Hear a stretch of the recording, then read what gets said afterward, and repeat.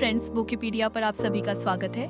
आज हम बात करने वाले हैं make it happen by Jordan Levin book के बारे में।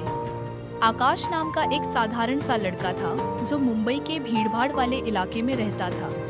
उसकी जिंदगी रोजमर्रा की दौड़ भाग और स्ट्रगल में फंसी हुई थी। एक 9 से 5 जॉब करता था, पर मन हमेशा कुछ अलग, कुछ बड़ा करने की चाह में भटकता रहता। वह जानता था कि उसकी जिंदगी में कुछ कमी है, लेकिन उसे समझ नहीं आ रहा था कि आखिर वह कमी क्या है। एक दिन की बात है जब वह अपने ऑफिस से लौट रहा था। लोकल ट्रेन में भीड़ का सामना करते हुए उसकी नज़र पास बैठे एक आदमी के हाथ में पकड़ी किताब पर पड़ी। Make it happen manifest life of your dreams, यह नाम था उस किताब का। आकाश को कुछ ऐसा महसूस हुआ जैसे यह किताब उसी के लिए लिखी गई हो। अगले ही दिन उसने वह किताब ऑनलाइन ऑन ऑर्डर कर दी। जब किताब आ गई तो उसने ऑफिस से लौटते ही उसे पढ़ना शुरू कर दिया। उसकी लाइफ की यह पहली किताब थी जो उसने अपनी मर्जी से पढ़ने का फैसला किया था।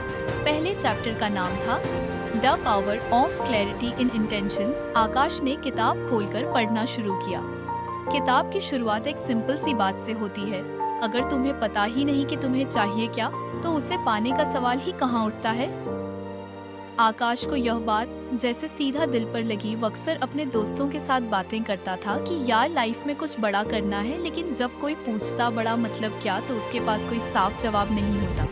किताब में जोड़ना लेविन लिखती है कि वे एक विशेष काम नहीं करती। अगर तुम्हें करोड़पति बनना है तो बस इतना बोल देना काफी नहीं, तुम्हें बताना होगा कि करोड़पति बनने के बाद तुम क्या करोगे, कौन सी चीजें तुम्हारी लाइफ बदलेंगे।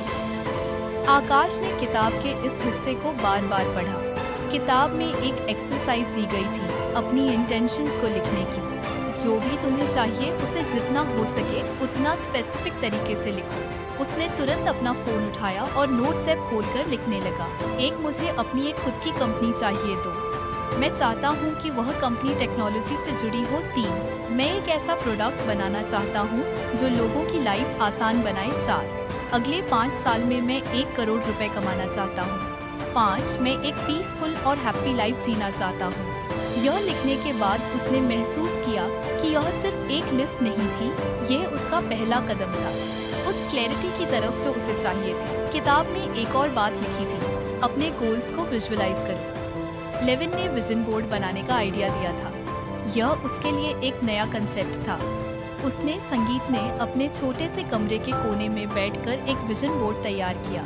उसने इंटरनेट से फोटोज डाउनलोड करके प्रिंट की एक फैंसी ऑफिस की, एक बड़ी कंपनी के लोगों की और एक पीसफुल बीच की जहां वह समडे छुट्टियां मनाने का सपना देखता था। उसने यह सारी इमेजेस एक बोर्ड पर चिपकाए। उस विजन बोर्ड को दीवार पर टांगने के बाद उसे लगा जैसे उसकी ड्रीम्स अब सिर्फ हवा में नहीं थी, वह अब उसकी आंखों के सामने थी और उसने उन्हें होते हुए महसूस किया। अगले दिन जब आकाश ऑफिस गया तो वह कुछ अलग महसूस कर रहा था।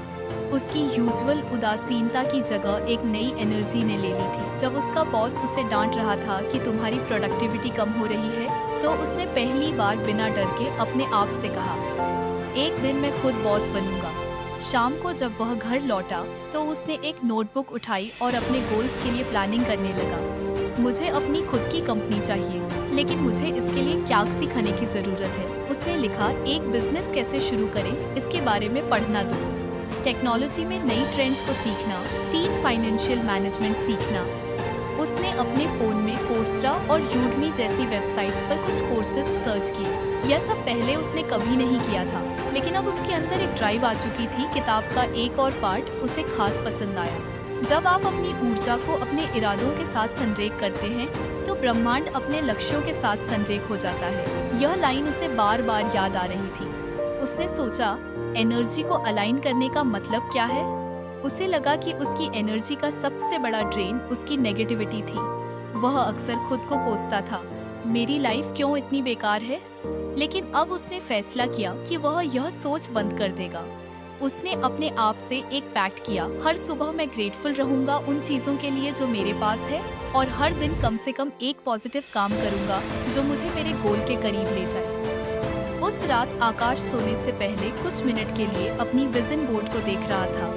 उसने अपनी इंटेंशंस को जोर से पढ़ा और खुद से कहा, यह सब कुछ मैं डिजर्व करता हूँ और मैं इसे हासिल करके रहूँगा।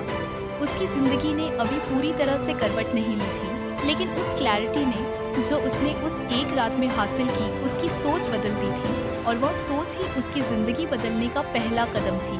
आकाश के जीवन में उस पहली रात के बाद से जैसे सब बदलने लगा था।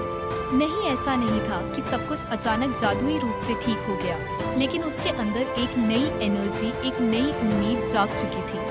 हर रात जब वह अपनी मेक इट हैपन वाली किताब पढ़ता, उसे ऐसा लगता कि यह सिर्फ एक किताब नहीं बल्कि एक गाइड है जो उसे उसकी सपनों की ओर लेकर जा रही है। किताब का दूसरा चैप्टर था द मैनिफेस्टेशन इक्वेशन। आकाश ने किताब को ध्यान से पढ़ना शुरू किया। इस चैप्टर में एक सीधी सादी सी इक्वेशन दी गई थी, thoughts plus emotions plus actions and results. अगर आपको हमारी फ्री समरी अच्छी लगती है तो आप हमारे चैनल को सब्सक्राइब कर सकते हैं, हमारी मेंबरशिप खरीद सकते हैं या हमें यूपीआई के थ्रू सपोर्ट कर सकते हैं। अब समरी पर वापस चलते हैं। आकाश ने इसे पढ़ते ही सोचा, इक्वेशन मतलब मैनिफेस्टेशन भी मैथ्स जैसा हा।